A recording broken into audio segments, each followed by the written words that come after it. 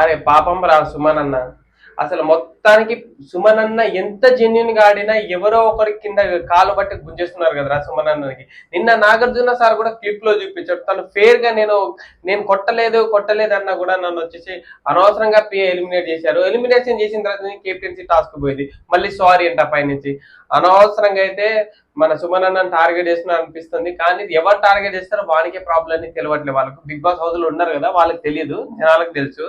ఆయన Nagarjuna sir appreciate చేసే విధానం నాకైతే నెక్స్ట్ అని అనిపించింది. సుమన్ అన్న అయితే గేమ్ అయితే నెక్స్ట్ లెవెల్ ఆడుతున్నాడు. తను కూడా కామెడీ చేసే కాడ కామెడీ చేస్తున్నాడు, అందరితో కూడా అసలు అందరితో కలిసి మెలిసి ఉంటాడు. ఎక్కడి వరకు కలవాలో అక్కడి వరకే గెలుస్తున్నాడు. కానీ ఒక్కటైతే నాగార్జున సార్ గేమ్ నువ్వు సూపర్ ఆడుతున్నావు అన్నప్పుడు ఒక డైలాగ్ వేస్తాడు, ప్రతిసారి వేస్తాడు, thank you thank you thank you thank you అనడం మాత్రం నాకైతే నెక్స్ట్ లెవెల్ అనిపిస్తుంది. ఇదైతే ప్రతిసారి చూడండి, ఈ విషయంలో కామెడీ నవ్వి నవ్వి చచ్చిపోతారు మీరైతే. అలాగే బిగ్ బాస్ వీడియోస్ కోసం నన్ను ఫాలో చేయడం మాత్రం మర్చిపోకండి.